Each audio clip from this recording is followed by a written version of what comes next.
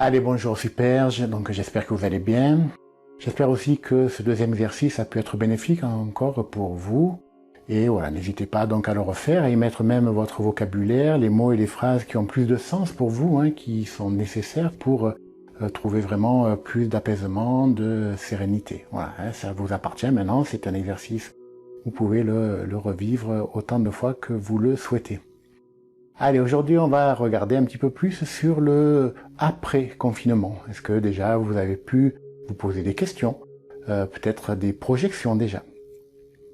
À travers ces questions, peut-être que vous êtes posé la question, tiens, comment je vais faire dans cet après-confinement? Comment je vais le vivre? Comment je vais me sentir là à l'extérieur?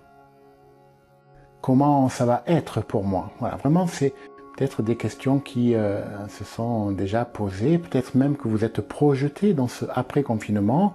Et dans ce après-confinement, plus ou moins, pour certaines personnes, c'est comme une libération. Certains ou certaines sont déjà pressés de pouvoir vivre cet après-confinement. Donc pour vous, écoutez, génial, continuez, imaginez même les meilleurs scénarios possibles, positifs, et remplissez-vous de tout ça pour vous préparer vraiment à cet après-confinement.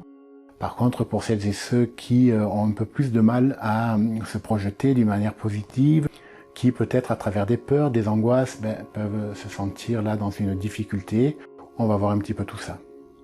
Pour cela, je vous invite juste à vous poser une question. Comment je veux vraiment vivre cet après-confinement ? Alors parfois, on ne se pose pas la question, on se projette et on se laisse guider par nos pensées. Mais lorsqu'on se pose la question, il faut aller trouver des réponses et plus en profondeur. Comment je veux vraiment vivre cet après-confinement ? Bien peut-être aussi des questions supplémentaires. Est-ce que vous allez changer des choses ? Peut-être votre rythme, est-ce que vous allez vouloir augmenter votre rythme ou bien le diminuer, peut-être même le freiner ? Allez-vous vouloir changer des priorités dans votre vie ? Peut-être allez-vous vouloir en supprimer certaines de priorités qui n'ont peut-être plus de sens. Peut-être qu'à travers ce confinement, il y a eu des prises de conscience, des remises en question bénéfiques, positives.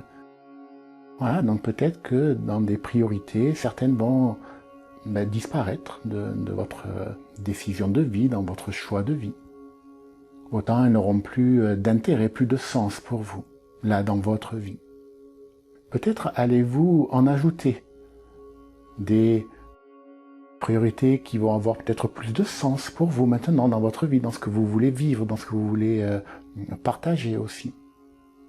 Des priorités qui vont être bien plus positives pour vous et qui vont vous impacter dans votre vie, dans cet après-confinement. Peut-être allez-vous vouloir changer des croyances, même des valeurs. Un peu comme s'il était temps de faire du tri, peut-être à l'intérieur de vous vous libérer de certaines croyances limitantes, négatives, et y mettre à la place des croyances beaucoup plus fortes, plus réalisantes, plus importantes en fait, dans votre présent et pour votre avenir. Au niveau de vos valeurs aussi, peut-être faire le tri. Certaines valeurs qui ont pu vous être inculquées, qui n'ont peut-être pas ou plus de sens, de vous en libérer. De faire en sorte que ce soit vos propres valeurs, que vous portez, qui ont du sens pour vous, qui vous aident à vous réaliser en fait, tout simplement. Peut-être allez-vous avoir de nouveaux projets, envie de faire de nouvelles réalisations par vous-même. Peut-être même qu'il va y avoir aussi des changements dans vos interactions.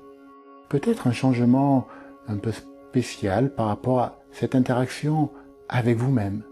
Peut-être plus d'écoute, plus d'attention. Peut-être un changement dans les interactions par rapport aux uns ou aux autres. Peut-être dans un environnement particulier ou dans un autre, que ce soit personnel, professionnel, social, culturel. Peut-être que dans tous ces domaines, il va y avoir des changements dans ces interactions envers les uns et les autres. En tout cas, prenez le temps, posez-vous et voir comment vous pouvez vous faire plaisir. Et découvrez que, curieusement, c'est particulièrement agréable de vous faire du bien.